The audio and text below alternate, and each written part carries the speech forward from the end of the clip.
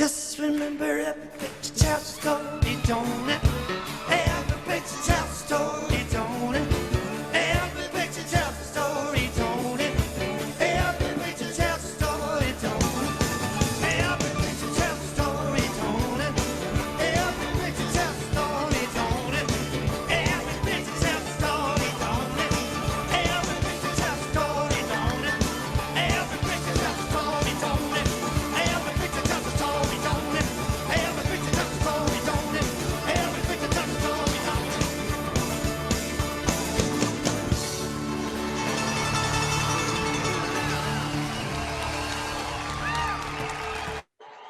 Oh, didn't get the last hit, Spike. Okay, Henry, our rock star, is going to be taking over. Go ahead, Henry. All right, we're going to start off, and I'm going to share my screen here. Give me a moment here. So tonight's meeting, and thank you for all the lovely introductions. We're going to be talking about Intro to 3D featuring DAZ Studio, which is a totally free program. Their model is kind of like giving away the razor blade or giving you the razor, but you have to buy all the razor blades. So that's their model. And so we're discovering, create, and rendering.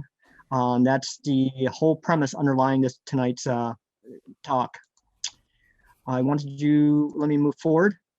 Now, before you start looking at this program and expecting like you're going to do these incredible things right out of the box, these are 9 points to consider, okay? Remember, your first render will not look like the promos. It will absolutely suck, okay? We're not going for gold, okay? It's baby steps. This is the part of the learning process. They do give you tutorials to get you started, so you can kind of get an idea. And it also helps for you to sometimes download pre-made scenes, which you can. That will help you get going. That's two, you're going to need some serious hardware if you really want some really, really good renders. Otherwise, even the most basic Mac, I have a Mac dual core iMac at home. It'll actually run the program very well, but you're going to be limited to something called OpenGL, which would show the information and rendering on the screen, but you're not going to get those photographic, nice images that you would get from some of the promo stuff that I'm going to be showing tonight. Obviously, you're going to need to purchase some content until you get to know the app. And that's important because this is how you're going to learn. You're going to be able to reverse engineer some of this stuff until you get comfortable with learning the nuances of the program. They sell tutorials, but there are also free tutorials on YouTube that you can view and get to know the insides and outsides of this whole application so you can get the most out of it. The key to anything, including photography, drawing, and even 3D, is lighting. Lighting is everything. It can make or break your images. You could have a pretty crappy looking image, but if you have some pretty decent lighting on it, you get some nice shadowings or create some interesting casting of shadows, it makes a huge difference. So if you haven't done it, or if you haven't gotten into the idea of just studying stuff out there, how light hits surfaces, start becoming more aware of this concept, because that's the biggest thing that will make or break a lot of these renders that you have. And then again, as I've said this over and over again, a finished render is only the start to amazing images, okay? It's just a starting point. Your images coming out of the 3D program gives you a raw baseline to go ahead and crank out the rest of the stuff. You can do whatever you want to it. You can drag in Photoshop, Illustrator, any other number image editing programs to really make the image what you want it to be. Learn the lingo. It's very important when you're asking for help or if you're learning this. You have to understand what bump maps are, texture maps. You have to understand what 3D space is, knowing how all the programs run. It's just like a graphic designer. You have to know all the lingo that goes with graphic designing, or you're a videographer or your photographer. You have to understand the terms that are being used in your specific discipline. The documentation, it's all right. It's not the greatest. It is on the website, but you're gonna have to do a lot of digging. Reading the documentation for DAZ 3D is like reading, I don't know, like a term paper, or reading, British Lit, third year, graduation in college. It is just dry reading. You actually have to see how this stuff is done to really get the most out of this program. And again, take the time to learn DAZ Studio. The more effort you practice, the more time you spend into it, the more you're going to get out of this program, just like any other app.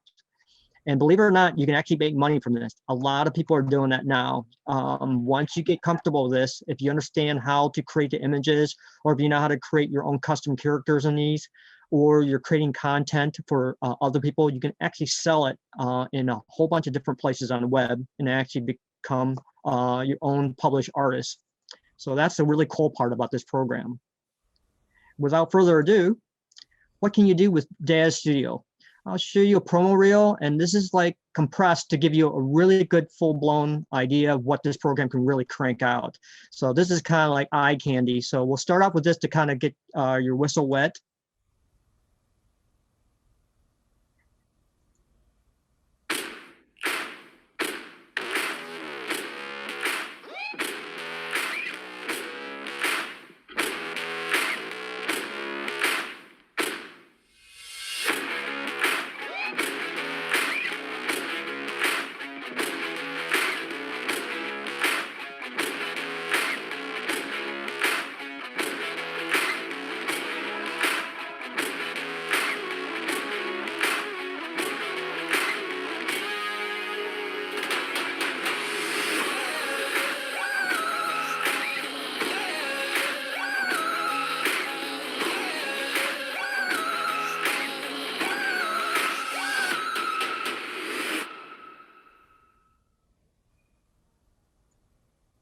Pretty cool, huh? Very cool. Yep. This In today's video, I'm going to discuss with nope. you just a lot of Hold everything on. and how was I disappointed. Yeah, those British people, they're always trying to butt in. All right. So that will give you some idea, just a promo reel, what you can do. Everything that you saw in that video was done in DAZ 3D with very, very few post editing. In this next video, I'm going to show you, which is what the gentleman with the British accent is talking about. This will give you some idea, at least how the whole workflow goes into DAZ 3D, from grabbing your content, dragging it onto the screen, and everything else before I go into the demo mode and start showing you in real time how a lot of the stuff works and showing you interface with DAZ 3D. So I'm going to let you take a look at this 3-minute video, and then you'll actually see the entire process from start to finish to see how it all comes together to create a finished image. So I'll start this video next.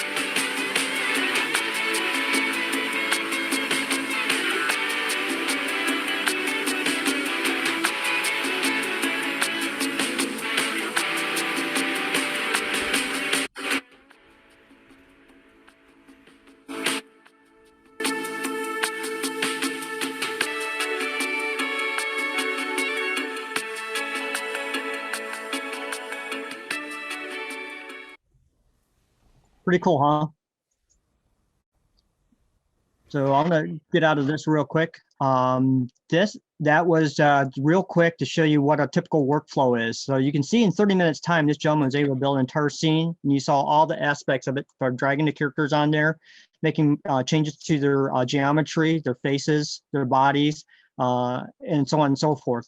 So that's what you can do roughly in about 30 minutes time under someone who has a fairly good idea what to do with the program. The underlying technology that you see in whatever you have on the screen that I've shown so far is primarily driven by these technologies. NVIDIA, which makes all the iRay technology that allows you to do the super photographic rendering. And you have OpenGL, which has been around. It's been on the web itself, so it allows, it drives you a lot of your avatars, your augmented reality, your virtual reality on the web. That's the technology that allows you to render out 3D images and rotate them in 3D space. It recognizes basic stuff like texture maps, colors, the geometry of figures, but it doesn't necessarily generate the lighting. So it's not super realistic, but if you're just displaying shoes, clothing, or objects, or even figures, I mean, this is all you really need to kind of get by. And I'll talk about this when we look at the interface of OpenGL. Under system requirements, I'm going to open this up real quick. And for system requirements, it's not really crazy. You don't need too much to run this program. Let me scroll on here real quick. This thing will run all the way back down to 32-bit, 2-bit systems. So you just need an Intel dual core equivalent or greater for the 32-bit versions, including Intel Max. And you see the system requirements are not very overwhelmingly high. You notice that you need at least 1 gig of RAM, 2 gigs recommended. So anybody with even a tablet can run this. I've been able to run DAZ 3D, believe it or not, on a little Atom processor, an X5, which is like a all-in-one unit. That's a tablet and a laptop on the Windows side. So I know it can be done. You can set up some basic renders on there and some basic projects.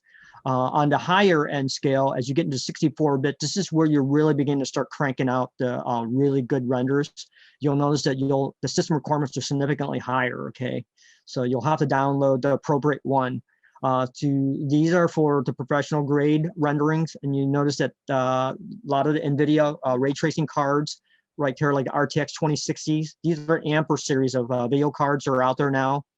They say NVIDIA RTX 2060, but you have to correct me, Spike, but I don't know if any Macs right now can run the NVIDIA cards or the drivers for it. I noticed they have listed the 2060s, but I don't know if it's the Mac Pro workstations are the ones that can run this, video card. Do you have any input on that? No, I haven't really paid attention to that's the number I recognize from configuring Macs, but I don't know if it's in the iMac Pro or if you have to have a Mac Pro, so I can't really comment, but I'll look it up while you're presenting. Okay, if that's the case, then I can tell you right now, if you're on the Mac side of the house, you're definitely going to have a shot at this. But otherwise, Windows is where you want to go. Right now, everything I'm doing on this is on a gaming laptop, and that's where you really want to. If you want to get into 3D, you should start seriously looking at a gaming laptop or some kind of gaming desktop unit. Those are the ones that are really going to help you get the most out of this and really crank this out. The technology that's inside DAZ 3D, I'm going to open this up. This is the stuff that is what's driving all this stuff. If you look at these figures, you've got bends, improved technology. So if you've looked at any movies and all that stuff, this is what we call boning and rigging. You have little skeletons underneath that actually drive how these figures move in movement. They talk about dForce physics, and I'll do a demo of that.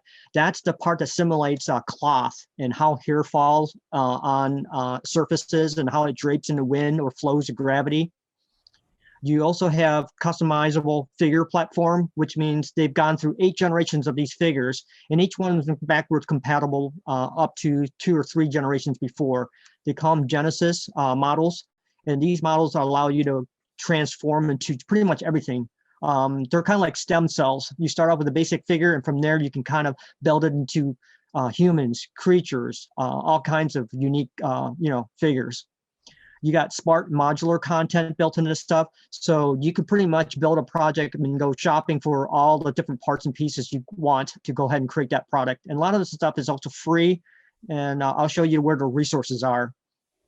As you go through this, their latest figures, Genesis 8.1, which is even more realistic, but it gives you very realistic expressions on their faces. So that's what the improvements are. These figures are all compatible with animation and also lip syncing, believe it or not. It's really, really cool. They also introduced a technology called Filament, and this is an open source project. It's a different way of rendering out your image. It relies on a much quicker way to generate something on your screen, but you're going to need one of the latest video cards or something fairly recent to be able to take advantage of this method. It's one step above the cartoon rendering engine that they have in-house, and one step below the high-end iRay rendering that they have in there. It also, this program also allows you to export to a lot of different other programs. So if you are advancing or moving forward in the world of 3D, this program, because it's free, allows you to quickly take all this content and actually export it to any one of these other different applications. You got Unreal gaming engines, you have the Unity game engine, you have Cinema 4D, which is another popular 3D program that's out there. Ron Skodzen actually uses this for product development and also product illustration. You've got Maya, you've got Blender, which is also an open source 3D program, but the interface is a little bit more squirrely. So it's kind of like the difference between using freehand and Illustrator for those of you who are kind of trying to relate to this in desktop publishing. It's also like the difference between Affinity Publisher and an Adobe InDesign. That would be, like the difference in terms of how you use it. There are original figures, what DAZ original how would you say, foray into the 3D world. They were producing the figures for Poser originally. For those of you who were there before the meeting started, this is how they got their start. And eventually they created their own figure called Genesis. And as they got better and better at rigging these characters and adding more and more realistic functions to them, they started going through these different generations. So you go 2, 3, and each generation that came along, they got better and better and better and more realistic. So the future is also always about innovation. It allows you to do all kinds of crazy things like what you see on the screen right now. You see how that figure is changing quickly? That's something that you would see a lot of times in movies. The morph capability allows you to take a basic figure and quickly change it to any one of these number of figures or blend it back and forth between multiple figures. So obviously you have a lot of other projects that may require this, or you can animate this whole change. It's some really cool effects in here, but that's the underlying technology behind what we're going to show you tonight. Getting around DAZ Studio. Now we're going to go ahead and I'm going to switch over and start up DAZ Studio for you. So I'm going to show you around the interface. So I'm going to get out of this slideshow for a moment. And I'm going to open up DAZ 3D. The first thing you'll see here is the interface. This is what you normally will get after you install the program. Now, DAZ 3D will give you an installer that you can download, and there's something also a separate installer program, which does nothing but install your content and also any of your applications and plugins. That you can find, when you download it, and it also gives you a free starter kit that gives you some basic figures. Those basic figures, you'll notice that on this side will be located under a content library. I have my workstation set up and my tab set up the way I want them to be for my specific workflow. But you can set up and drag and drop these similar to what you do in InDesign. You can drag them around or fly them out. So in this case, if I wanted my scene, I can drag this out. And you see how it pops out off to the side? I'm going to drag this back in. You can nest it back into the side here, and you see it snaps right back to the side. So this way you can create your own customized setup. These tabs are all set up, can be set up along the side, or you can run them along the top. I've got basic scripts. So you have the installer right here, and it shows all the products that you may have purchased through the store. And you can click on these, and it'll give you some of the stuff that'll connect through the program itself. Your drop-down menu under File shows preferences. So that's where you do your initial setup. And let me know if I'm going too fast, but I'll try to not to wander around too much. But in their preference files, you have a general, so you can set up, where you want your temporary files, where you want, how you want your updates. Your startup, you can set it up so that you can show in these different items right here. You can show the home page, which I left by default. So when I start it up for the first time, you'll get a login page. You can also create a generic scene by load file, and you can select one or create one for yourself. So it's kind of like a template in InDesign. You can set it up so that it defaults always to a blank screen like this, or it might be a preset, a figure that you already have ready to go. So that way you have a starting point to go get started. You can set up your scenes right here to do a lot of these other preferences right here. You can explore these as you go. Your interface, this is another important part of it.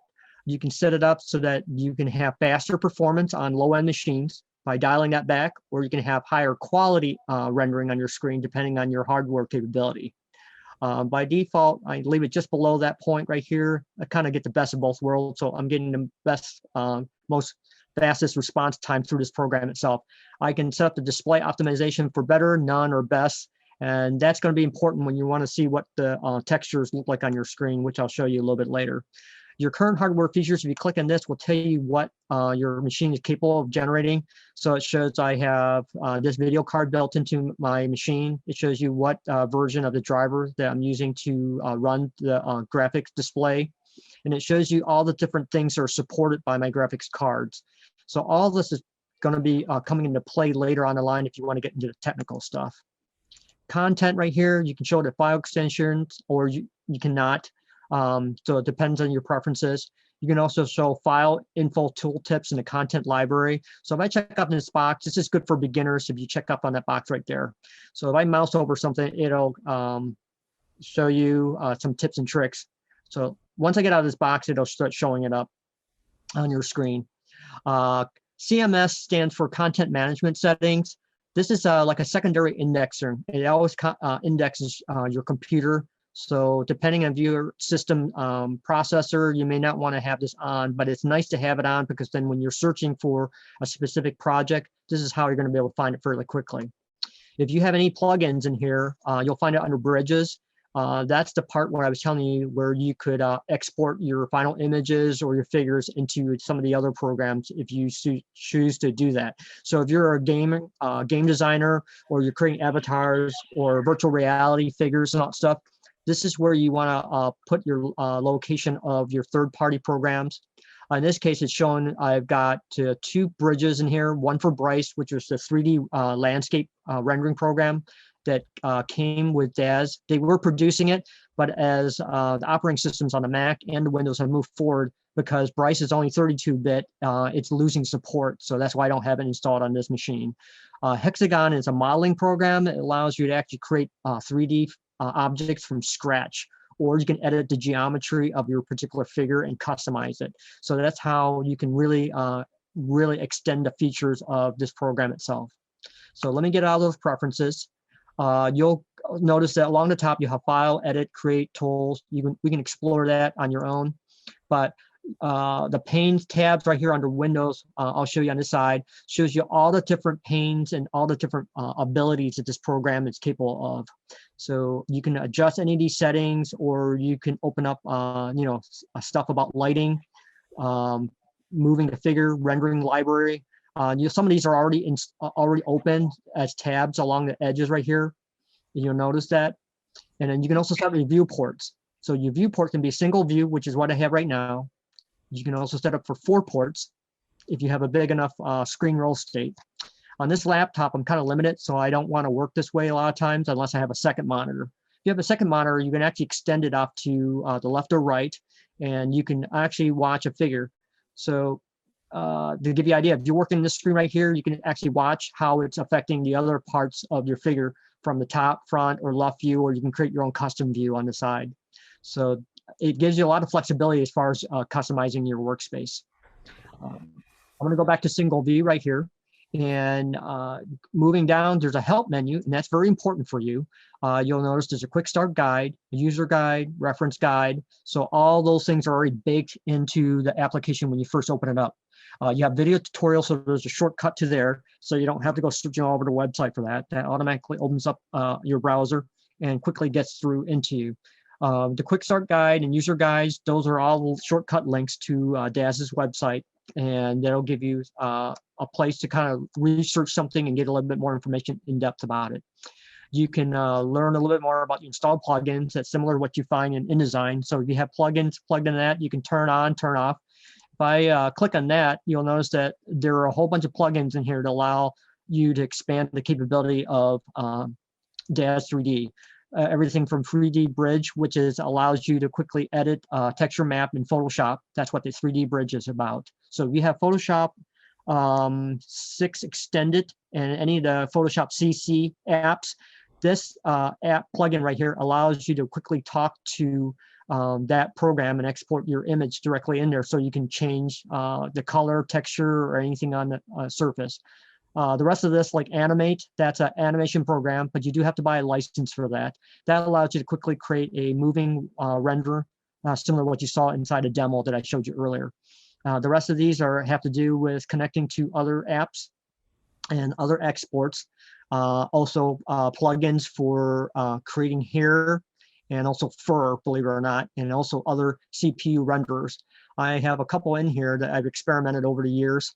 And you'll notice that the status shows you that they're loaded or not, depending on which one you have, and if you have it licensed or not. And so that's what that feature is in here under help. Going back in here under installers, these are some of the products that I have purchased, and it's in my library. So any one of these products in this installer right here, I can click on that circle and download, and it'll download directly onto your local library. And that's how you can not load up and fill up your hard drive space. So you can just download only the content and assets you would really need. Going back in here, your content is inside this tab right here called Content Library. In here, I have a whole bunch of stuff. It'll recognize both, if you were a former user or poser, you can actually use the runtime library. It's set up the same library system, and you can do it a couple different ways. I have it set up this way for libraries and drop down menus in here. So I have poser formats. I also have DAZ formats, and you notice that I have these different assets in here to allow me to quickly jump in here and pull them up. So in here, I can load up and show all the different products that I have in here that I can get access to. So under people, if you notice where I mouse over on this side right here, I have the figures. So how you would do is actually go in here, just grab one of these assets. Now you can either double click it, or you can drag and drop it onto this workspace in here. In this case, I'm just going to drag and drop this figure right here to show you how to do that. And you'll notice that my icon right here changes to a plus sign. If you look at the screen, it says default load. So I'm going to let go of my mouse, and you notice it starts working on it right away. It says reading asset. It'll take a moment, and my figure will load onto the screen in a few seconds here. As it's reading the geometry and everything else, it'll load a generic default figure, and I'm picking one of the lower end figures so that it'll load quickly. In here, I'm going to go ahead and change to the views, and this is where it's going to be important. Under view, I have a whole different couple different ways I can view my asset on here right away. By default, if you don't touch anything, it should land in this one right here called texture shaded. That's your basic figure right there. If you look at the promos, this is the, I would call it stem cell figure, okay? This is the figure that everything else works off of and starts changing and morphing it. Think of it like a baby. It doesn't have any form or figure other than the basic shape of a human being. And from that point, I can start molding and changing the figure itself and changing geometry. And how you start doing that, if you go to a tab called shaping, they will give you the basic set of items. Now, before I can do that, you notice I have select an item, okay? If I click on here once, it'll populate and show up in this corner right here where my mouse is, I'm circling. That shows up as Genesis. Where else you're gonna see this figure show up is something called scene. and there's my figure. If you open up the triangle box, you notice, and you can double click these, it shows it starts breaking up into all these parts and pieces.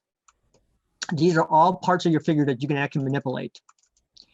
So if I touch the abdomen, and you notice that there's this little triangle thing, I'm going to zoom in on it. You see these little,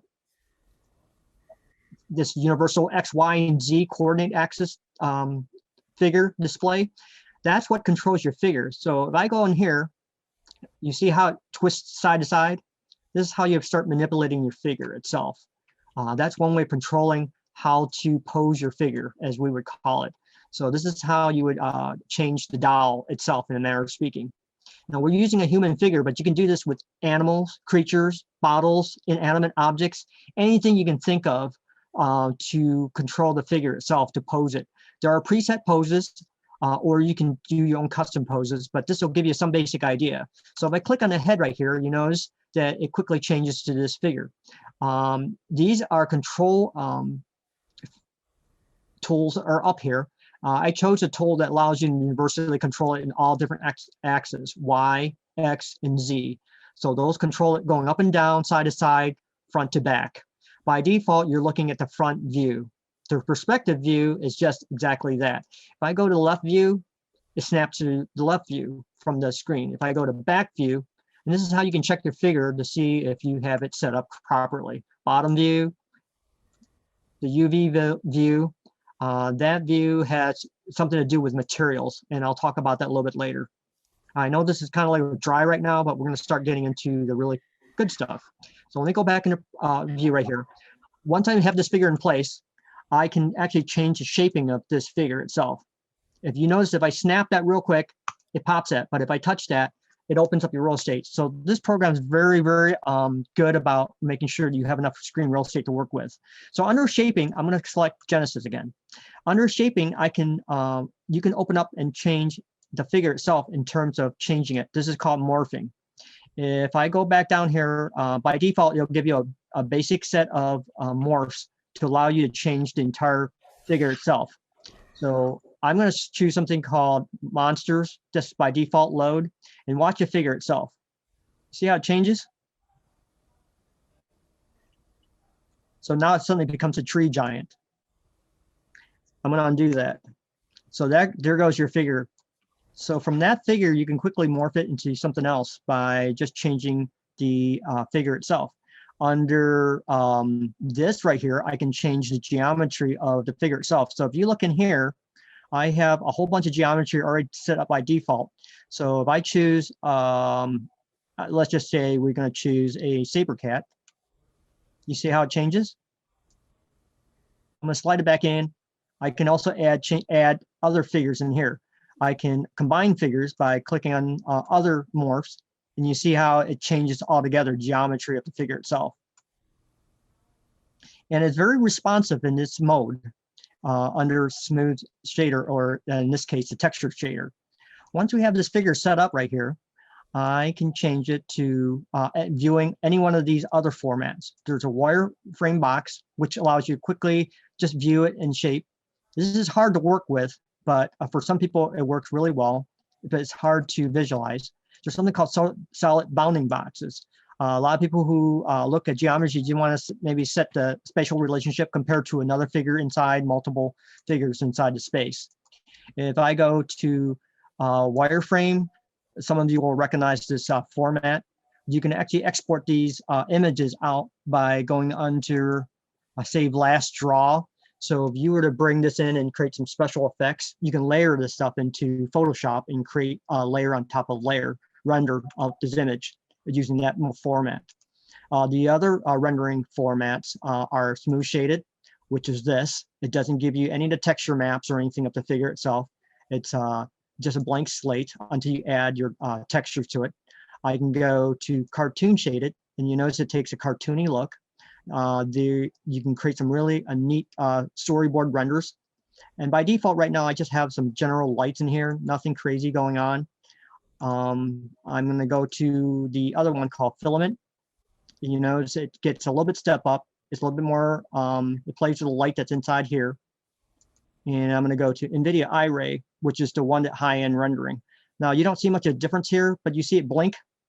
Now suddenly you see a figure that's much more realistic in terms of like the glass-like surface. So this is what NVIDIA does if you have one in your card, in your machine. It creates a very realistic looking render of an image. In this case, glass, the default image. Compare this, give it a moment, to just the texture shaded. You see the difference? One's very flat. The other one actually has a lot of dimension to it. It's looking right off the light. So to add a texture map, I go back into contents. And for this particular generation, you're just going to grab materials. I'm going to click on this once. And I'm going to let it go back in here. I'm going to get out of here and go back to the texture shaded real quick. And I'm just going to choose a sample guy. I'm just going to double click it. Oops. And just select the item. Double click on this. Give it a moment. And you notice suddenly the figure takes on texture. It's as easy as that. So that's how you quickly add life or like coloring your 3D object. Just like that. Yeah, he looks a little silly, but it's actually kind of cool. I'm going to add some clothing to him so he doesn't feel so naked out here. Let's just say maybe we pick a dress for him. How's that? Does that sound good? So we'll add a dress. And the dress will conform. Give it a moment. There we go. So now he's a pretty monster at the prom, okay? And you notice he's got a big bowl in the back. And the dress, for the most part, conforms to the figure fairly quickly. That's part of the technology that's built into this thing. Any object you drag in, if it's built for that specific character, will automatically just conform. So it's easy as just double-clicking or drag and dropping in this stuff. If I wanted to, I can add heels and add to this figure and make it really silly looking. So I'll just drag it on top of here. Now this is going to be pretty gross, but you notice that it doesn't do so well. So that's because I didn't change his foot to kind of conform to the heels. And some of these models won't conform because they're not designed originally for something like this, because it's beyond the original scope of that specific model to be able to stretch itself over or reskin over the creature itself. So in this case, that would be a big flat no. So he ain't gonna wear a heel to the next prom date. So we're gonna undo that and we'll go back to here. Once we have this figure and all that stuff, I can change the materials if I choose to do so and change the materials on that. I can also pose the feet if I wanted to. But in this case, I'm going to go back to the figure and we're going to go back to something called poses. Okay. In here, this is where there are some pre-made poses. So if you don't want to go through the whole process of, say, posing the figure, you notice, hang on a moment. Let me, okay. You see his head just suddenly snap forward. I'm trying to, okay, this is where the programs begin to drag. So this is where I got to be careful about how in-depth the character is. So I'm going to undo that. And that's one way of posing the character itself. You see its head's raised up like that, but you can also apply any number of these preset poses. In this case, I'm just going to go find one in here. I'm just going to have him pose like a gorilla. I'm going to double click on that. You see how it quickly snaps into place? So now he's like singing at the prom. Again, very responsive. And this is just a cartoon variance. So once I have that in place, he's against a very white background. Now you can change that by quickly going to something, to this pane right here called environments. Go to backdrop, and I can actually change color to backdrop. So if you're tired of staring at white all day, you can actually change it to any other color. In this case, I'm going to change it to like a darker gray. And you see the color palette, very familiar with anybody who's opened up Publisher or any one of those desktop publishing apps. It can change the whole view of the background. Now, when you rendered out this image right here, it will render out this background or alpha channels, okay? So this background, if you didn't have this background behind here, when you render it, it'll actually show up as a PNG file. So when you bring it into Photoshop, only the figure itself will be in color. The rest of this image behind here where the gray is, it'll show up in a checkerboard pattern when you bring it into Photoshop. All right, now here's where we get to show how the other rendering formats. So let me add some lighting in here real quick. I'm just gonna go back into Content Library, and we're gonna go grab some lighting. Now, by default, the program itself loads one singular light in here, which allows you to quickly see, at least give you some basic lighting in here by default, so you know what you're seeing. Otherwise, the whole scene itself is going to be pretty dark. So if I go in here and just go hit, I'm just going to pick a light in here. And there are some basic lights that come with your set. We're going to go to here. I'm just going to pick something called core lighting. We're just going to pick one of these lights. You see how the scene, how the figure lighting changes? You notice that there's a bunch of arrows down here. That's the direction the light's coming from. See that on the bottom near his feet? That's where the direction of the light. So you can actually change the angle of the light right here. If you click on that object right here, you can actually change the geometry. So if I go back up to the tool where I have this tool right here for moving in 3D, you notice the same X, Y, and Z coordinate. You can drag it. So if you grab the arrow, you can pull it back and move the light further away from the object or closer to the object. If you grab this arrow right here, you can move it up or down away from the figure. So that's how you can play around with the lighting and get some really cool, interesting shadow effects. Zoom back out of here. Now that I've got the lighting in there, I'm going to go back up here and choose cartoon shaded. You see how it's beginning to take on a little bit more realistic lighting and texture map.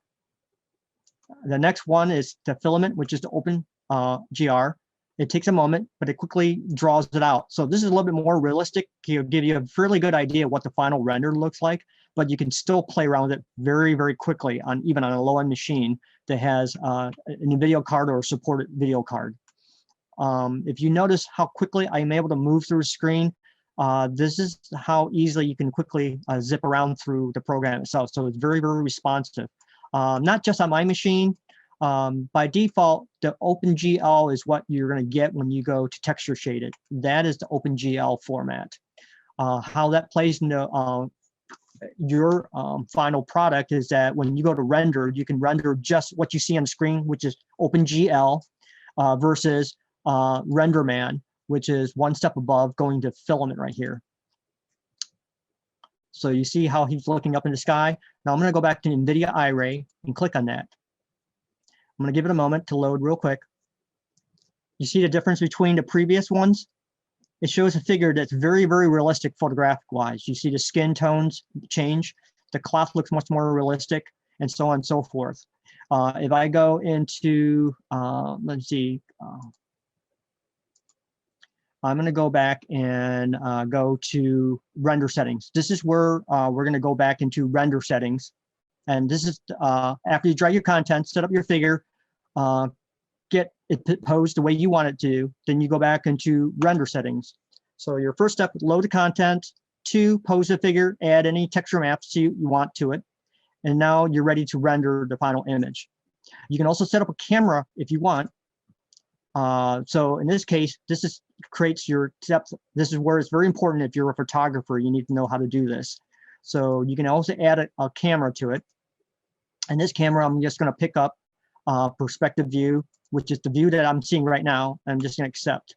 So now when I go from here, this camera is going to have a different view than my default view when I open up in perspective. So to show how that comes into play is that I'm going to have him look up as a, why, oh, why am I being treated like this with this dress? So I'm going to have him move back a little bit. So he's just staring up right now. If I go back to perspective view, that's your working view. So I can do anything I want in this view and add other objects, but it's not going to affect my camera view. Now, an important tip for anybody who's using this, if you want to save the way your image looks like on the screen when you last log off, you have to save it under camera. Otherwise, you're not going to be able to save that view that you have. If you leave it under perspective, it'll default to the generic view, which is the front view. Every time you log back in, you open up your scene. It'll look like this by default when it loads, as opposed to the camera setting, which is what this is. So there's a camera setting. Now under render, I have 3 different options. I have viewport, which is what I'm seeing right now. I got OpenGL, which is very similar to what this is. That's the one, that's the quickest one for most low-end machines, Macs, PCs, otherwise. I have something called 3D Delight, which is the RenderMan program. That's the one that's licensed from Pixar, and it allows you to quickly generate a render out of this. So what I'm going to do is I'm going to leave it on the 3D light. I'm going to make sure that the settings are low enough that I can quickly show it on the screen. So I'm going to hit render. And you see it's loading up and optimizing all the images, rapidly loading them real quick. And it's going to do it the first time, because once it loads it into memory, if you render this out again using this RenderMan engine, you won't have to go through all this the next time. And there it is. You get a window pops up.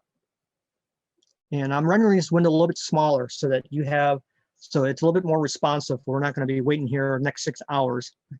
I'm sure you guys all like to go to sleep at some point. And it's rendering right now. Give it a moment. It'll go through this process and it'll start looking, analyzing the light in the background.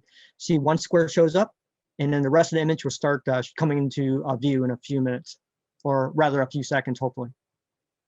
I'm just going to let it render, crank it out in the background. And you notice that in the dialog box, it's letting you know what's going on. So I've got a minute and 1 second elapsed. And this is fairly quick for all intents and purposes. Sometimes it takes longer, sometimes it takes less, depending on how complicated your scene is. Obviously, the more objects and the more detail you have in your object, the longer it's going to take for it to set up. And hopefully this won't take much longer. I do have some other preset scenes set up, and I might show you that just for the sake of speeding it up. That way you have some idea and you're not waiting all night long for grass to grow or paint to dry in this case. So it is rendering, 1 minute and 38 seconds. Again, you know, as it's rendering, you can kind of, you know, just take a cup of coffee. Sometimes you can walk away as you're set up. So it's very important that you set up your scene, and then you can set this up for a queue as well. So you might have 2 or 3 renders in a row, and you can get going on it. If this thing doesn't crank out any quicker, I might just look and open up a preset render ahead of time for one of the other demo projects I had. And then we can take a look at that. And then that way I can show you, because I knew those were working before. As usual, this whole setup right here is taking much longer than I expected, probably because this model is a little bit more detailed than the other one I had set up by default through the other method. I have a question for you, Henry, while we're waiting. Sure, fire away. Well, I saw the puppeteer feature, or I saw that, which being that I'm involved with Create the Circle and they do a lot of stuff with puppets, I was like very curious about what that was. The puppeteer is actually a script that allows you to set up another object to control another object inside the screen. So you could use a proxy object to move the hand that's not going to show up in the rendering. That's what that means. It's kind of like the Puppet Master, if anybody's seen the horror movie. It's like invisible strings. It actually controls how the object looks. And you know, you can change arm moving off screen in a matter of speaking. So that's what that little plugin is for. Does that help you? Yes. Okay. And then for the NVIDIA cards, it looks like for that card was like for a really old Mac Pro, like the ones that are like used for storage in my basement or furniture. So that's Really? for old Mac. I guess you can use, but they did say you could use NVIDIA cards in new Macs, but you have to use an external PCI like card for laptops, and I think even for Mac Pros. So, Okay.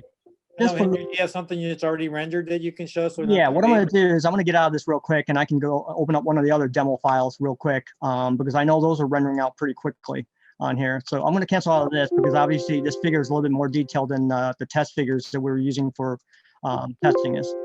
So I love the monster with the dress though, Henry. I think that's great. Thank you. No applause. All right. Any case, once you finish rendering this image right there, we're going to get into render library and all that stuff. But I'm going to get out of this one and actually close this. I'm just going to go new because obviously this is not rendering out correctly. I'm going to open up one of the other ones which we had set up before, and give me a moment here. And I'm going to open up one of the other demo files. So I'm going to go back here and go to DAZ demo. And I'm going to open up one we called a pirate. Tell you what, let me open up the one that for anybody who's watching. Here we go. I'm gonna open up that has something with a dinosaur. I had set up a couple figures in this one, and it rendered out pretty quickly when I was setting it up earlier. So I'm gonna let it load, and these are preset scenes. This will give you a better idea of some of the other features as I'm going down my checklist that I wanted to show you tonight. You should do a Donkalosius, Henry, since that's like, you know, you can then deal with local pride. I was working on trying to find that model. Those are from Cleveland. Anybody at Natural History Museum, right? There you go. All right, give me a moment.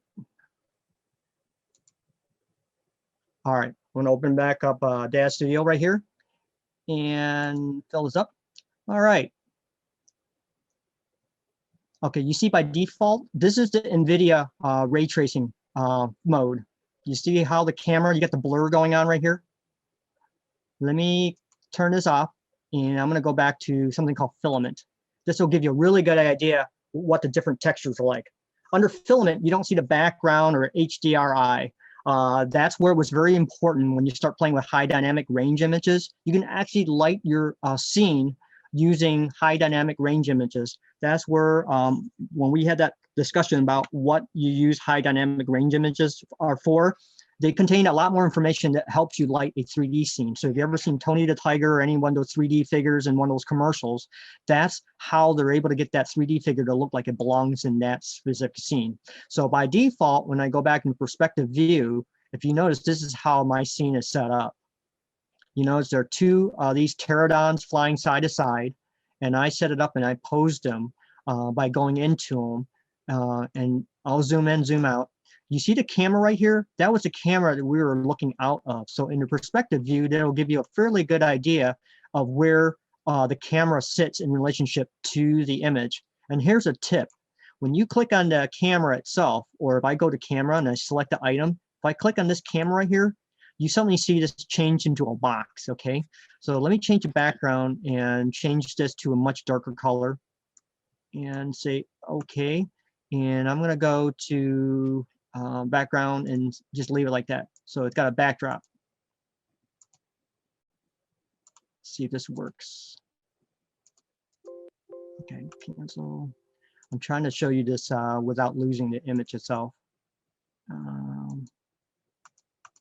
Okay. Well, in any case, I don't know if you guys can see it on screen. You'll have to let me know. But you notice there's a little line right here. There's this little line right here in front of the dinosaur itself. Right here, there's a ball. That's your focus point. If I change that under focal distance, you see how it moves that box? You see that little orange dot right here where my mouse is? That's your focus point. That's how you can quickly, as a non-photographer or someone who's not familiar with focus, depth, and f-stops, that's how you set where your center of focus is. You can adjust your center of depth on here as well. Under normal circumstances, when this was working, the background would have changed to a different color, and you would have been able to, oh, I know why. Give me a moment. Sorry about that. Here we go. Much better. Can you see everything now? Okay, here's your focal distance. Okay, so that's where my focus point is on that pterodon. Now, if I want to change and get some really cool effects, if I change f-stop, that opens up the area that stays in focus, as opposed to what's not in focus. So if I set that here, anything in between that first plane and the second plane is going to stay in focus. Anything before or beyond that will be out of focus. So if I go back under camera view, go back in here, you see right now I'm in texture mode, so or smooth shaded mode. If I go to texture shaded, you see the textures on the two flying reptiles. Now I go back into the next render mode, that's cartoon, you notice it changes. Again, the lighting that I'm using, the high dynamic range image lighting, is not affecting these images any under these modes for viewing for filament shading. So I'm gonna go to filament shading, and it's beginning to recognize some of the lighting, and you see it becomes a little bit more realistic, but I can actually navigate through here fairly quickly. So that'll give you some idea how it looks in 3D view. This is the same engine that you would use in Unreal or Unity. So a lot of the stuff is called PBR or physics-based rendering. It's using all light ray tracing bouncing off it, but it's fast enough and responsive enough that the ray tracing quickly moves on any machine. And so it's designed to quickly load up. Anybody who's ever played games knows that it's very important. The gameplay is very important to how everything runs and whether or not you're going to go back and use that game again. So if I go back to camera, here it is. This is what my finished render would look like from my perspective and how I cropped it out. I can adjust or modify any of these figures by clicking here. So if I click in there again, I can adjust this and rotate. You see how I've opened up the jaws, close it. If I want to move the head, click on that. I can twist it, rotate it, or I can grab this and do wholesale adjustment. So if I move the ball around, you see it moves its head all over the place. So that's how you can quickly pose a figure. So you can use in that respect. So once I have this all together, I just go to NVIDIA, and iRay gives you the best result. They give you the most realistic results. If I turn off the backdrop, it should render out the back screen. So I'm going to go back under render settings, and whoops, give me a moment. I'm going to go in here and scroll down to something called draw the background environment. So in this case, I'm going to under right here under NVIDIA iRay, there's something called draw dome. If I turn that on, now you have the background. See how it shows up? You got environmental blur. Now it's looking more and more realistic. I can actually rotate that dome by sliding underneath here and going to dome orientation, so I can move it on a couple different axes, and I can rotate and slide this around. So if I move it direction, you see it starts taking different lighting effects. You see how the light plays on the surface? That HDR or high dynamic range image is beginning to start manifesting itself on the body of the model itself. So it becomes more and more realistic in rendering. So you see how it's showing up all the details, the fur, the hair, everything else on here. Now, this is not the final render because what you see on the screen is still not the final representation of what your model would look like. So if I go to render under this NVIDIA engine, I'm going to go to general and I'm going to try to do a smaller render. Hopefully this one works better than the last one. I'm just going to hit render. And because it's already rendered somewhat and built up the details on the screen, I'm going to let this thing fire up. And you see how quickly it shows up on my screen on the right-hand side? You see how much more details in here? Much more realistic lighting than this. And it's that quick. So a small preview render like this takes, at least on even on this low-end gaming machine, you're looking at less than, it's coming up on less than half a minute. So that's how quickly you can get a very photographic render out of here. Just like that. And we are done. Kind of cool, huh? So that's NVIDIA rendering like this. So if I have that, let's just say I'm going to minimize that. I'm going to go and show you what the RenderMan version of the engine looks like. Now I'm going to leave it at 600 by 548. And I'm going to take it off of here so I don't bog down the system. I'm going to leave it smooth shaded and just leave it like that. So you have a side-by-side comparison. I'm going to hit render. And this one, it relies primarily on your CPU. If you do have a GPU that will support it, it'll hook up to it and it'll try to render it out that way. But otherwise, generally, the more cores you have in your computer, the faster RenderMan actually cranks out your renderings. In this case, my gaming laptop only has 4 cores. It's an i7. So it's not going to be as quick as a Mac Pro or a Windows machine that has multiple, like up to 16 or 12 cores for those high-end workstations. But even on a low-end dual-core machine, you can still get some pretty decent results. You're just not going to get it this fast as what I'm showing you on the screen today. So again, I'm going to let it do what it's got to do to go ahead and optimize all the different texture maps and all that stuff. And you notice that this thing is significantly slower than the NVIDIA iRay. So the iRay really takes advantage of your hardware if you have it. And you can see how fast it cranked out the rendering already. Here, I'm still sitting here waiting, optimizing the images, 24 out of 54, and I'm waiting for this to render. Under most circumstances, if I had a little bit more time, you can kind of wait it out while I'm working on something else. This is a good time to kind of like study up and look at some of the other aspects. You can do your sketching in the meantime, or you can work on something else as this thing is rendering out. So I'm going to let it go ahead and crank out. It's up Can to you, can you show us the, like the assets you can purchase or the ones that you can make for resale? I wanted to make sure you showed the socks and stuff too. Oh, sure. Yeah, I'm gonna Yeah. get to that right after this render here. I got 2 more parts of demos real quick, and I'll show you 2 other plugins that really make this thing shine, and it runs pretty quick. Okay. This will take me into the other realm where I'm gonna look at the render library and assets. Okay, so it's done. How There much, it is. I guess you should probably tell everybody, Henry, how much longer you have, because it's going I a got little bit about long, which is, I have a good attention span, but I don't know everybody, how about everybody else feels, so I guess you should probably at least tell them what to expect. Yeah, I'm just gonna touch on the fabric portion of it. I'm gonna do a demo on that. I'm gonna do a demo on fur, and then I'm gonna show you render library. I'm gonna start wrapping up and showing you the assets. It'll Okay, probably be that's about another perfect. 15 minutes at most. But there you are. Once it gets going, the render man cranks it out. But if you notice there's a checkerboard pattern, that's because I didn't put a image in a background or a backdrop. So if you were to take this into Photoshop, you can quickly add your own background, or you can add any color to it and colorize it. So under here where it says save, you can select where your render library is going to end up being, and this is where your other asset is. So, but anyway, real quick, I'm going to show you side by side the 2 renders. And there you are. Okay, there's your working image, and there's your 2 rendered images. One's using iRay, which is on this side. You see how photographic the image is.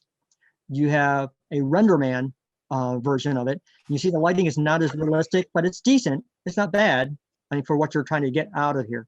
So those are your 2 different primary methods of rendering it out. Pretty straightforward. And then once you get it rendered, there's something called render library.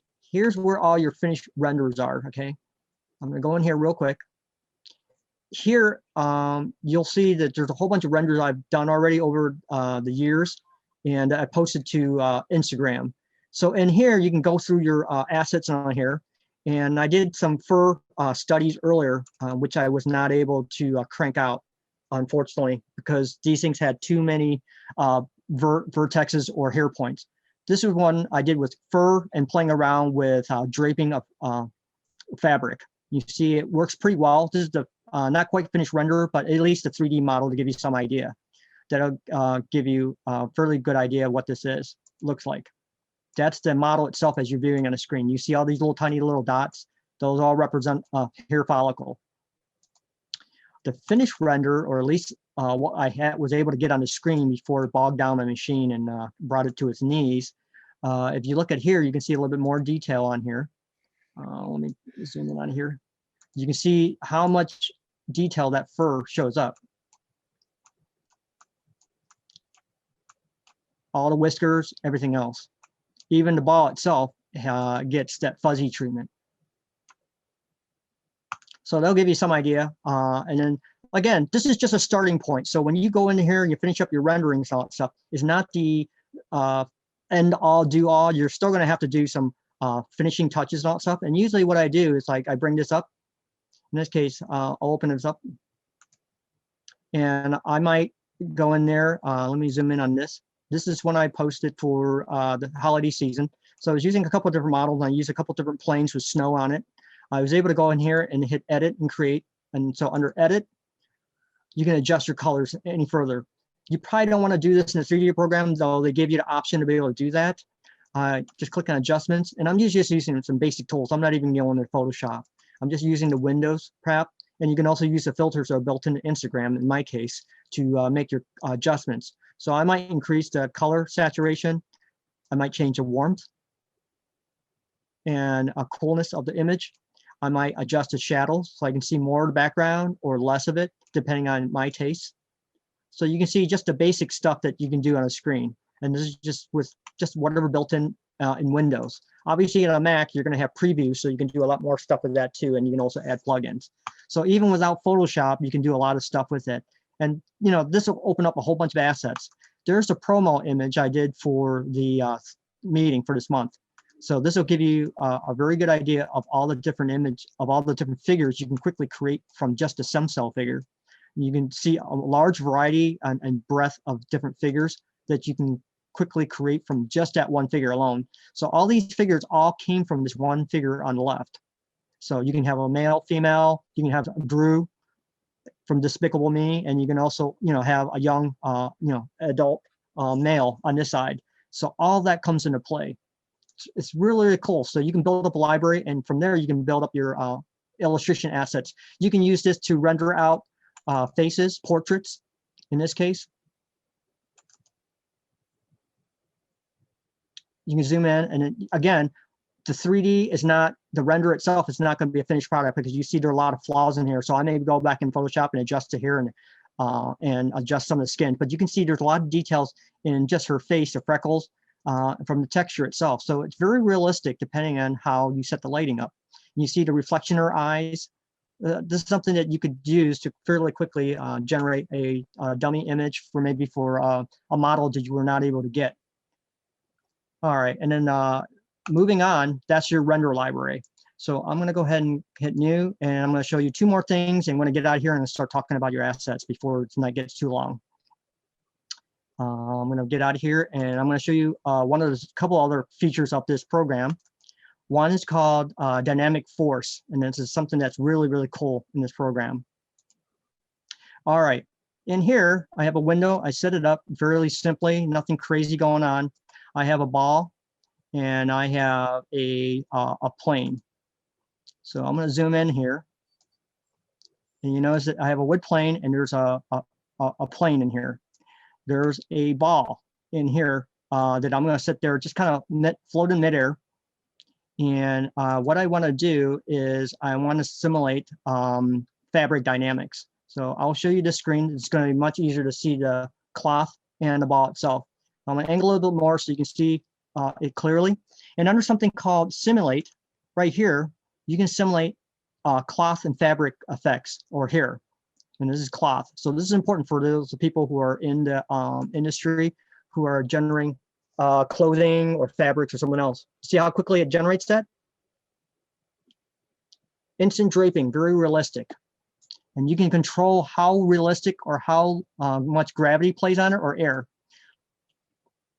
That's a finished simulation. Pretty quick. And I've done this on a Mac, and it actually runs pretty quick, even on a Mac Mini, believe it or not. So how you want to do is just reset that. I'm going to reset this. You see the simulation under the little triangle on the top right here. I'm going to clear the simulation data. Now we're back to the plane and the ball. Again, I'm going to hit simulate.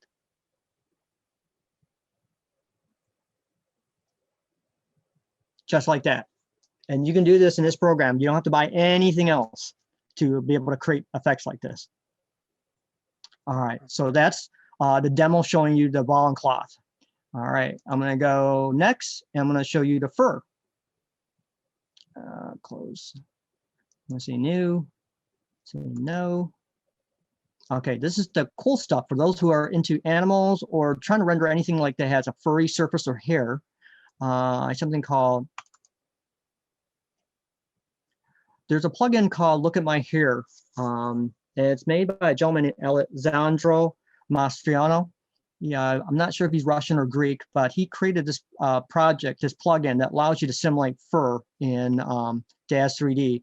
Now, DAZ 3D has been using their own proprietary fur generation technology called dForce hair, and it works on the same principle as that fabric demo I just showed you. I'm gonna let the image load itself. And what I'm going to do is I'm going to bring up a fox. And I'm going to let it load for a moment here. Henry, is there a Rod Stewart feature for that? For the hair? There is, believe it or not. I've actually seen somebody do kinky hair, and it's actually kind of cool. Again, it's eating up a lot of assets. Okay, by default, you're not going to see anything in one of the other rendering images, because the fur does not show up until you actually render it, and that's just to keep you from killing your operating system or your program, okay?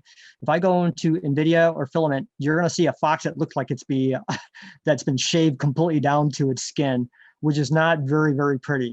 But if I go to texture shaded, you notice that the fur only populates. So that's all that green stuff you see on here.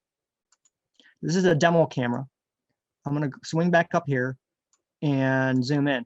So one of the other cool features is, without me having to set up a separate demo, there's something called a area render. That's what this one is. It's called spot render. It only renders a part of your image. So let me zoom in on the fox's face, and I'm just going to render just this part to show you the fur, and then you can see it side by side where the non-fur part or rendered part looks like. So I'm just going to drag a space and allocate the spot that I wanted to render, and I chose the 3D or 3D Light, the RenderMan one, and it's going to start building that a little bit. It's going to do the same thing like it has before. It's going to load up all the assets in it. And then in a moment, you'll start seeing where the area that I demarcated on the screen, it's going to start rendering that out really quick. And we'll give it a moment. So as you're looking at this, you see all these hair follicles. You can actually make them longer, shorter, depending on what you want. It'll pick up the colors from underneath, from the basic texture map that's underneath. So that's how it colorizes the fur. And it's actually kind of cool as it's cranking that stuff out. But the technology is fairly quickly. You can reproduce facial hairs, women's hair, short hair, buzz cuts, you name it. You're only limited by your imagination and how you want to align this hair on the body on this stuff.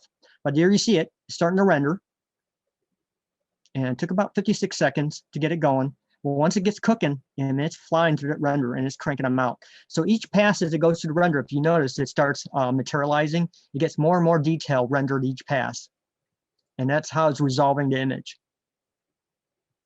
Pretty cool, huh?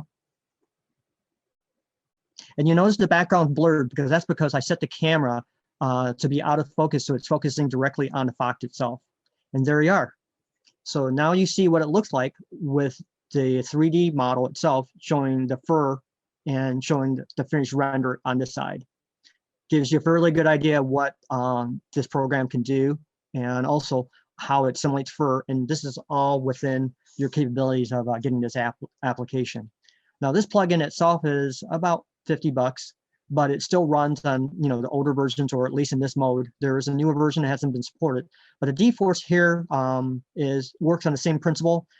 They have models for dogs and cats, so it does the same thing, the same concept, but I think the hardware requirements are higher than this one that I have, as this one was designed to run and uses different algorithms.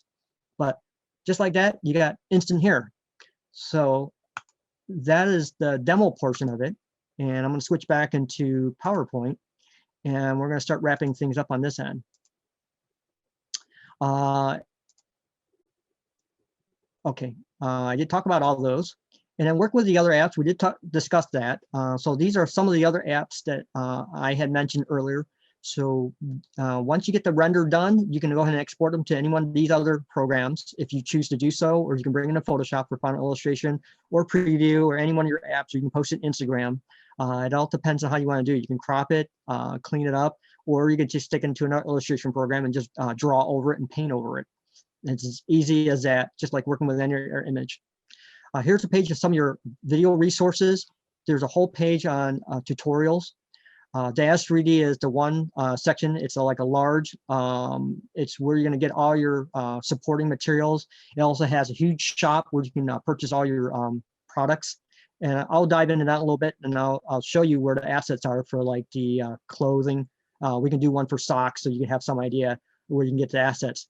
Renderosity is another place, a huge one on the community site.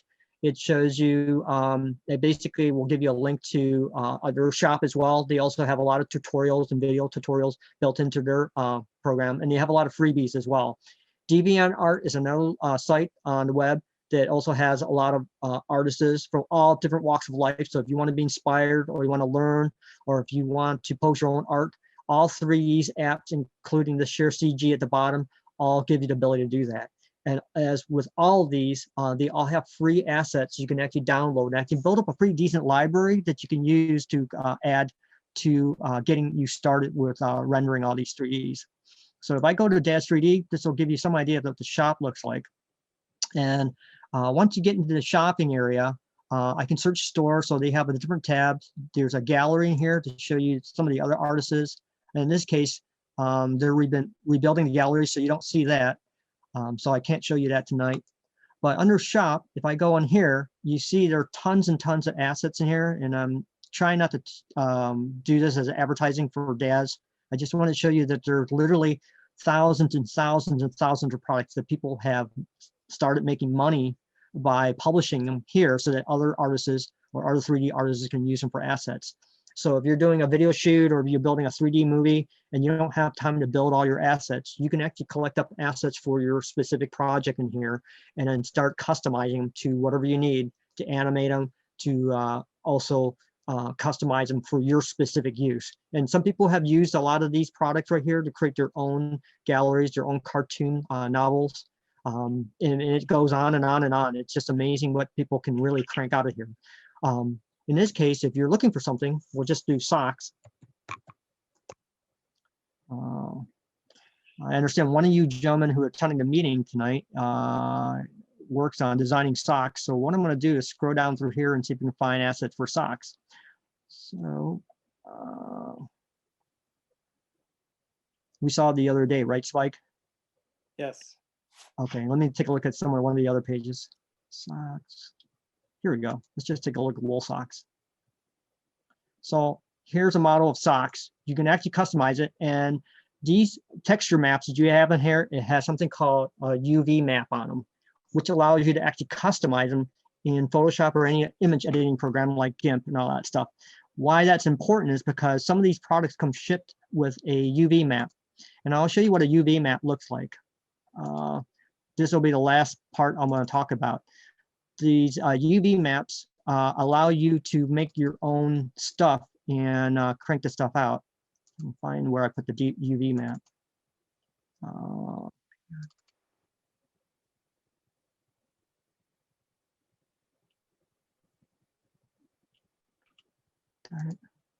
Bear with me for a moment here.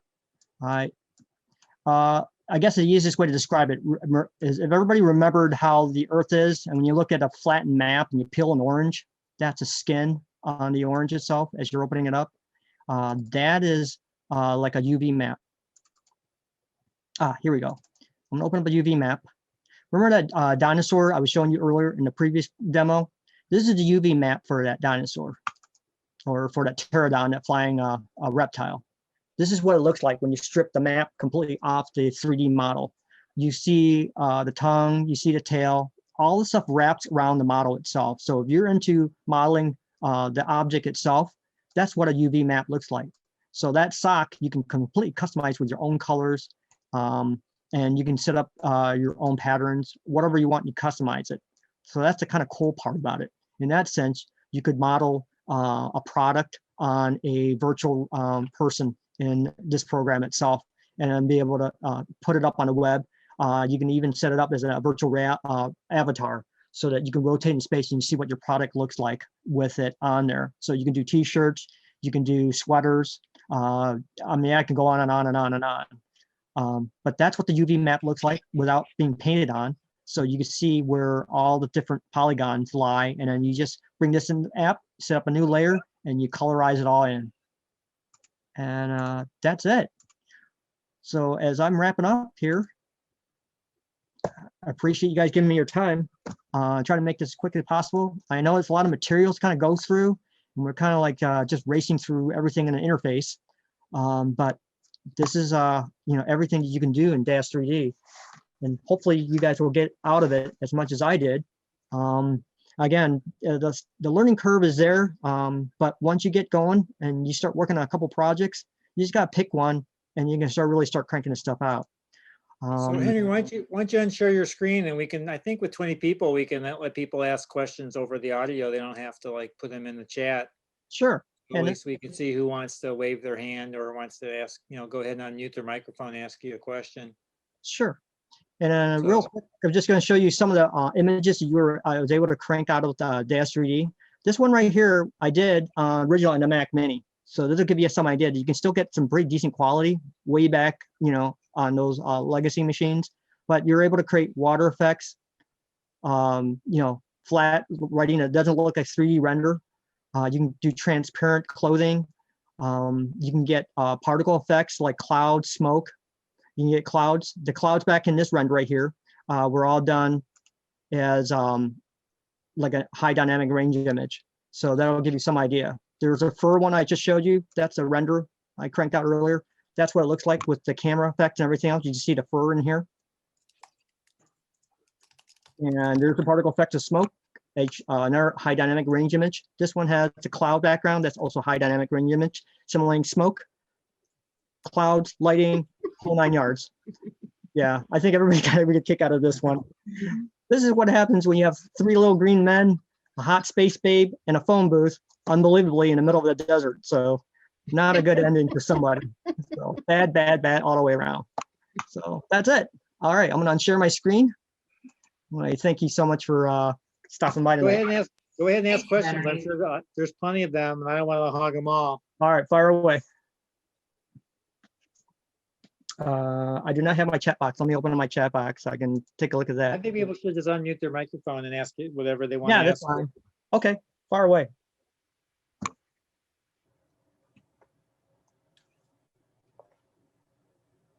Wow. All right, well, Uh, I think I answered other questions, or you Either guys. you wore them out, Henry, or you answered everything they could possibly ask you about. I guess, I mean, Right? how many hours have you spent learning? I mean, how many hours of time did it take you to get where you're at now? The game changer was actually getting this gaming laptop, because before I would spend probably all night doing renders, and it really slowed down the creative process. That was the key. Having the right hardware really speeds up the entire creative process, so I'm able to focus on just the creativity part and not worry about the technical aspects of it. So that's really, really important for anybody who's getting into this. If you don't want to get bogged down in the technical aspect of it, you definitely want to invest in decent hardware. Unfortunately, Mac at this point doesn't support NVIDIA very well. So, you know, as much as I'd like to stay on the Mac side, I could not. So I ended up going to Windows and using that quite a bit.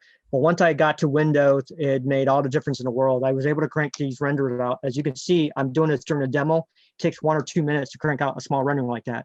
The larger renders are going to take probably a good 3-4 hours, which is still significantly faster. To give Oh, you here's a something. question in the chat from Linda. I don't know if you can see that one, Henry. You want who comprised the The lion's lion's share share? of your learning? Tutorials, video, or experimentation? All 3. I literally was experimenting. If you looked at my Instagram account, or if you visit my Instagram account, you'll see that I'm constantly in right now in the experimenting stage.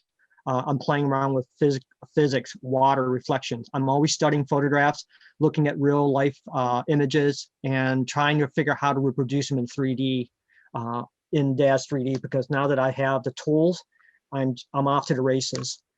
So I'm simulating everything from smoke to fur to water to reflective surfaces. You're only limited by your imagination and also by your hardware as far as how much time you're really willing to spend. If you have a family, I get that. It's very, very hard because you barely have enough time left over in the day to make lunch, dinner, and then spend time on maybe, you know, just kind of chill your mind out. But if you really enjoy doing this, if you take baby steps and you just pick a project, or just pick a specific topic to work on, or just take a photograph and try to reproduce it in 3D, it'll go a long way to showing you how to get stuff done. And what I do is, like, sometimes I pick a specific topic or a project I'm working on, like water or something like that. I'll look up videos on YouTube. YouTube, there's a huge channel you can subscribe for DAZ 3D users. They're also active on Facebook. There are also a lot of videos, believe it or not, a tutorial page on DAZ 3D site to get you started. So if you just watch those, they'll give you a very good starting point to really jump off. You did. You covered a lot of material in a very short time, and it was an excellent presentation. You're welcome. I know it's a lot to chew on, but again, you're trying. I'm just touching the tip of the iceberg. I could literally spend probably an entire meeting on each one of the subjects I just talked about. Just rendering alone, all the tips and tricks, just for doing fur tips and tricks. And the only way to learn is from other people. There's a huge community out there through the blogs, through chat rooms. Chat rooms is where I really get a lot of help from other people, because here locally, it's very hard to find other people who are doing 3D. And that's the thing. I feel like I've been operating in a vacuum for so long that it's hard. I think my learning curve would have been shortened considerably had there been other people who did 3D here in the local area, and I could meet up with them. We could bounce ideas off of, because there might be something that they have tried I didn't do, or it's something I tried and they haven't tried, and we can, you know, share tips and tricks. Just like graphic designers, illustrators, we all talk to each other and we learn from each other, and that helps us grow. It's constantly pushing us. I'm sure you could spend a whole meeting just on lighting. I mean, I know Oh, you're yeah. on a simplified version of it, 1 point lighting. I mean, there's reflective lighting, there's all kinds of. Yeah. I work a lot with photographers, and it's super important. You know, I drive them nuts. You know, try to get the lighting right. So, yeah, I'm sure there's a lot more you can. There's a One of lot the more to it. one of the fastest way to get the fastest renderings is use HDRI, which is high dynamic range images. If you start those with your initial renders, and if your machine supports it, the lighting is really quick. You don't have to worry about 3-point lighting. It'll get you lighting set up fairly quickly because it's using the lighting from the image itself, and you can get some really good results right off the bat without having to play around with 3-point lighting like a key light, spotlight, and a direct light. What do you Most mean it's using it? It's figuring out where the light sources are, or Yeah. it's Mhm. If you remember, I showed you that desert one with the lady in the phone booth. right. That cloud background right there and that image right there, it was basically a high dynamic range image. The sun is actually overhead. If I had rotated the image, if I could do it here on the screen showing you without bogging down to zoom and the operating system on my end, I could actually rotate through the entire scene so you can see exactly how the scene looks like. A lot of times it's kind of like setting up a stage. So if you're doing production, like a stage production, and you're doing a whole backdrop, behind a facade is nothing more than a couple of wood sticks and some props, holding the whole thing up. So that's the whole, was it the Oz effect, the Wizard of Oz. You go up there and you realize there's nothing behind the whole facade, but it looks pretty impressive from your point of view, from the crop, from your image and all that stuff. So if I start out with a high quality photograph using my photographer and getting all the lighting, I'm already saving. Yeah, you're already ahead of the game. You can actually use any one of those images, but the key is high dynamic range images. If you do a search for them on the web, you'll find there's a whole bunch of sites that you can download free high dynamic range images. Now, the only warning is that these images are fairly big. For some of them, they're about 3, 4, sometimes they're 8 gigs, up to 8 gigs inside because they contain a lot of information. But that's exactly what you use them for. So if you're a photographer, you've already got a nice catalog or wealth of images. You can shoot them off your iPhone, believe it or not, or even a Samsung phone like this. If you shoot under the HDRI, and if you connect enough of an image, you create a 3-dimensional 360-degree image. That's enough to create some pretty decent lighting, and you don't have to worry about all the other stuff. What about if I'm looking for super realistic? Because that's not going to be enough, is it? What do you mean by super realistic? Well, I mean, I'm looking for a really, high-end looking image, maybe a 50 gig type, image. Is that going to help, give me a better? Yeah, it's going to give you better shadowing effects when you zoom in on the detailing. But that's also you're gonna need a much faster and much more powerful system to handle that large image. Obviously, the bigger the image, the slower the machine and the more processing power it has to do with it. Right. But the game changers, like these new Ampere GPUs are out there, the 3060 and 3080s, with all their CUDA cores, that's exactly what they do. They can do ray tracing on the fly, so they can handle stuff like that. Today's, previous generation of GPUs couldn't allow you to do that. So that's a game changer. If you can get your hands on these new GPUs that are coming out in the next year or so, that's what's really going to revolutionize this whole 3D stuff at home that you're doing. But be ready to spend a lot of money on your electric bill, because those cards will chew up some serious batteries and electricity. You can heat your entire room, believe it or not, with just one of those video cards. I bet. Yeah, so you can turn off all the heating vents in your room. So Henry, let me make this the last, well, unless there's one more that comes in, but Michael Quinn has a question. I guess this question applies to any free program. How does DAZ author get a return from this? Which I think you showed the store, but you didn't really talk about it too much. Well, what you do is, like, if you sell enough stuff, you can monetize it. For every item that's kind of like Etsy, you get a small percentage. Well, I wouldn't say small, but you get a decent percentage of your sales back from DAZ. DAZ makes a cut. So they give you a suggested price range that you sell your product and all that stuff, and then you get the check back at the end of the month for whatever number of times your product was sold on their site. Same thing with Renderosity. Same thing with DeviantArt. There's also a site called Patreon. Patreon, it's Patreon. That's where people actually pay you as an artist and support you as an artist if they like your art. So you can build up a massive following that way, and you can sell your artwork or your products on that site.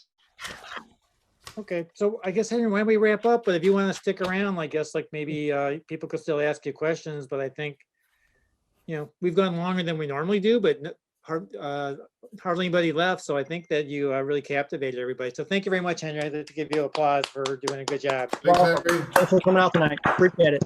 Hopefully you guys get inspired and start cranking this stuff out.